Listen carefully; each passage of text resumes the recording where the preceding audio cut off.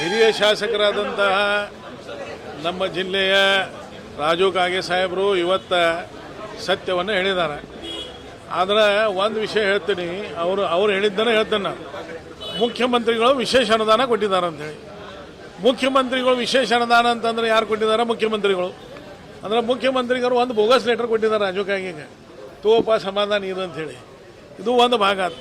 ಈಗ ಮುಖ್ಯಮಂತ್ರಿನ ಬೋಗಸ್ ಅನುದಾನ ಇಲ್ಲದಾಗ ಲೆಟರ್ ಕೊಟ್ಟು ನಿಮ್ಗೆ ಸಮಾಧಾನ ಪಡಿಸ್ತಂದ್ರೆ ಮುಖ್ಯಮಂತ್ರಿಗಳು ಕೊಟ್ಟಂಥ ಎಲ್ಲ ನಿರ್ಣಯಗಳ ಏನು ನಿಮಗೆ ಗ್ರ್ಯಾಂಟ್ ಕೊಟ್ಟಿದ್ದಾರೆ ಎಲ್ಲ ಬೋಗಸ್ ಅದ, ಯಾವೂ ಇಲ್ಲ, ಗ್ರ್ಯಾಂಟ್ ಇಲ್ಲ.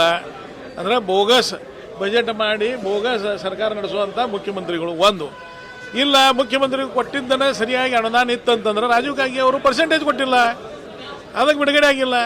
ರಾಜೀವ್ ಕಾಗೆ ಅವರ ಹೋಗಿ ನೀವು ಮಾತಾಡಬೇಕಾಗಿತ್ತು, 40%, 50% ಅವಾಗ ಹಣ ಬಿಡುಗಡೆ ಆಗ್ತಿತ್ತು. ಈ ಸರ್ಕಾರ ಹಿಂಗೆ ಬೋಗಸ್, ಮುಖ್ಯಮಂತ್ರಿಗಳ ಅನುದಾನನ ಬೋಗಸ್ ಇದ್ದಾಗ ಬೇರೆ ಅನುದಾನ ಏನು ಬರೋಕ್ಕೆ ಸಾಧ್ಯ ಐತಿ? ಹಿಂಗಾಗಿ ಸರ್ಕಾರ ಅಲ್ಲ, ಈ ಸರ್ಕಾರನ ಬೋಗಸ್ ಅದ.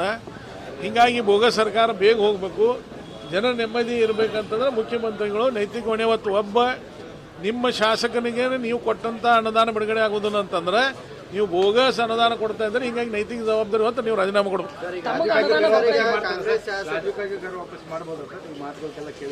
ಇದು ಘರ್ ವಾಪಸಿ ಪ್ರಶ್ನೆ ಅಲ್ಲ, ಅಲ್ಲಿ ನಡೆದಂಥ ನೈಜ ಘಟನೆಗಳನ್ನ ಹೇಳ್ತಾ ಇದ್ದಾರೆ ಅವರು.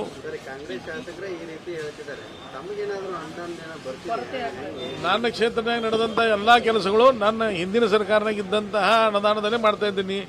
ಈ ಸರ್ಕಾರ ಬಂದ ನಂತರ ನಮ್ಮದ 355 ಕೋಟಿ ರೂಪಾಯಿ ಅನುದಾನ ವಾಪಸ್ ತಂದ್ರೆ 107 ಕೋಟಿ ರೂಪಾಯಿ ಕೆಲಸ ಆಗಿದ್ದು. ಅಂದರೆ ಕಾಮಗಾರಿಗೆ ಅನುಮೋದನೆ ಸಿಕ್ಕಿದ್ದು ನಾಲಾ ಕಾಂಕ್ರೀಟ್ಗಾರನ ಅದನ್ನ ವಿಡ್ರಾ ಮಾಡ್ಕೊಂಡಾರ. ಈ ರೀತಿ ಒಟ್ಟು 355 ಕೋಟಿ ರೂಪಾಯಿ ಅನುದಾನ ಮಾಡಿ ಇವ್ರೇನು ಕೊಡೋಕೆ ಸಾಧ್ಯ ಐತಿ? ನಮ್ಮ ಸರ್ಕಾರದ ರೊಕ್ಕ ಕೊಡ್ತಾ ಇಲ್ಲ. ಈಗ ನಿಮ್ಗೆ ಹೇಳ್ತಾನೆ, ಬರುವಂಥ ಅಧಿವೇಶನ ಟೈಮ್ನಾಗ ನಾವು ಎಲ್ಲರಿಗೂ ಕರಿ ಧ್ವಜ ತೋರಿಸಾರ.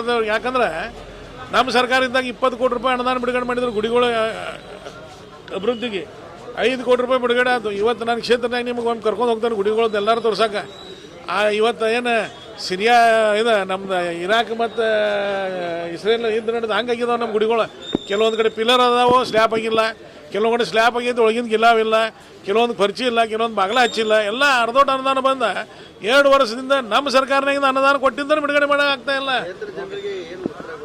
ಏನು ಉತ್ತರ ಕೊಡೋದು? ಜನನ ಉತ್ತರ ಕೊಡ್ತಾರೆ. ಈ ಸಲ ಬೆಳಗಾವಿಗೆ ಅಧಿವೇಶನ ಆದ್ರೆ ನನ್ನ ಲೆಕ್ಕಲೆ ಜನ ರೊಚ್ಚಿಗೆ ಹೇಳೋ ಪರಿಸ್ಥಿತಿ ನಿರ್ಮಾಣ ಆಗಿದೆ ಬೆಳಗಾವಿ ಜನರದ್ದು. ಯಾರು ಅನುದಾನ ಕಟ್ ಮಾಡಿದಾರೋ ಅವ್ರ ವಿರುದ್ಧ